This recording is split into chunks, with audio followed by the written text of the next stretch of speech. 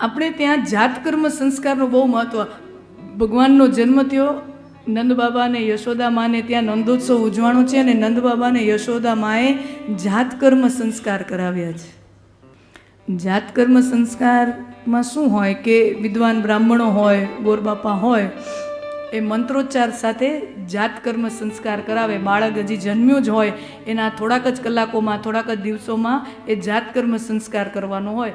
મોટા ભાગે 24 થી 48 કે 72 કલાકની અંદર જાતકર્મ સંસ્કારનો વિધાન હોય.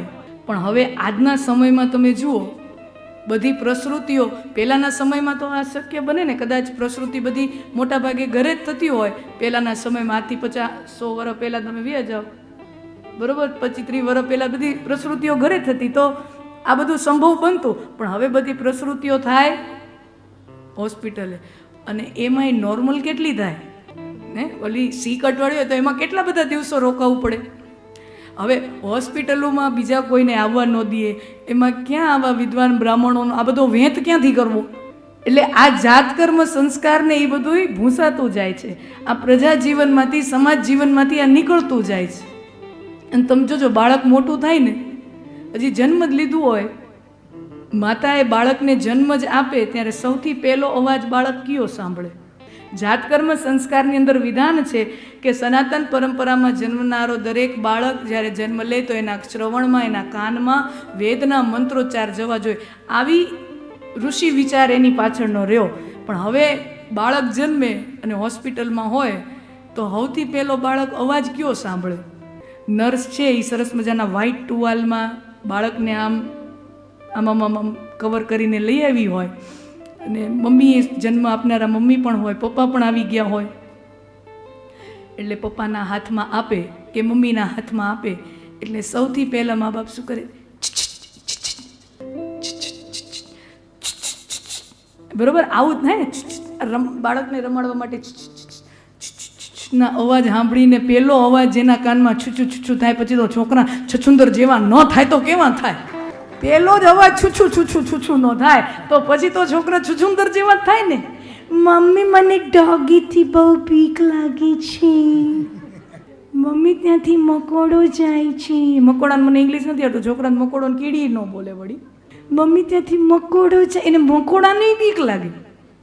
હા, જોજો છોકરા હાથ બહુ હદથી વધારે કોમળ થતા. તમે જોજો, આ બધાનો અનુભવ હશે. હદથી વધારે કોમળ. આપણને એમ થશે કે આ જીવનના તડકા છાયા જરાક આ બિચારા કોમળ બાળક ઉપર મોટો, હદથી વધારે કોમળ થઈ ગયા છે. કારણ કે માન્યો જાતકર્મ સંસ્કાર આપણે વિધિવત કદાચ આપણે ન કરાવી શકીએ, એવી વ્યવસ્થા હોસ્પિટલોની અંદર ન થઈ શકે. વી અગ્રી, વાત સાચી છે. પણ બાળકના કાનમાં સૌથી પહેલો અવાજ એવો છૂછું છૂછુંનો ન જવો જોઈએ. બને તો એને જન્મ આપનારી મા પોતે. મા સૌથી પહેલી ગુરુ છે, બરાબર ને? અમે ગુરુઓમાં સૌથી મહાન ગુરુ કોણ છે? તો કે મા. તો એને જન્મ આપનારી મા પોતાના બાળકને, દીકરો દીકરી હોય, પોતાના બાળકને ખોળામાં લે, પહેલી વાર જ્યારે ખોળામાં લે, અને મા પોતે જ, ભલે એનામાં જાજી વિદ્વતા નથી, એનામાં જાજુ જ્ઞાન નથી, એને જાજા એવા શ્લોક મંત્ર પાઠ એવો ન આવડે, માન્યું, પણ મા પોતાના નવજાત બાળકના કાનમાં પ્રેમથી અને ભાવથી અને શ્રદ્ધાથી માત્ર 3 વખત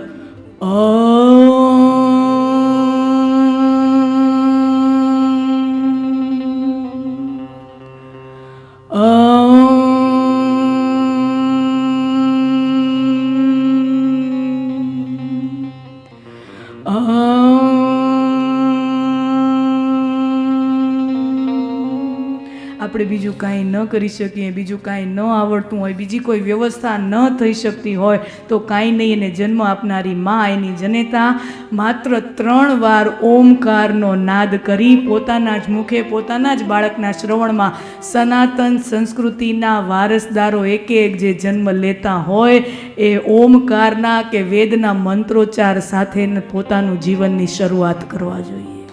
બીજી આપણે વ્યવસ્થા કરી શકીએ, ન કરી શકીએ. આ ઓમકાર એ સ્વયં મંત્ર છે, પરમાત્માનું નામ છે. શિવપુરાણમાં તો આનું ખૂબ ઊંડાણમાં આની પર ચર્ચા કરી. પ્રણવ એ પોતે જ મંત્ર છે અને સાક્ષાત મહાદેવનું જ રૂપ છે. પ્રણવ મંત્ર છે. તો એ ઓમકારના નાદ સાથે આટલું તો થાય કે ન થાય મારા બહેનો? હે, થાય કે ન થાય? મને કેટલીય માતાઓ આવો કથા સાંભળ્યા પછી પોતાના એક્સપિરિયન્સ કહેતી હોય કે મેં મારા દીકરાના શ્રવણ, તમે કથા કરીને, કથા કર્યા પછી મેં નક્કી કર્યું હતું કે મારે જ્યાં આવો પ્રસંગ બનશે, ઘણી વખત કથા સાંભળતા હોય ત્યારે ગર્ભાવસ્થામાં હોય, કથા સાંભળતા જ નક્કી કરી લે કે જ્યારે પ્રસૂતિ થશે ને ત્યારે આ હું કરીશ. મને કેટલી માતાઓના મેસેજીસ મળે.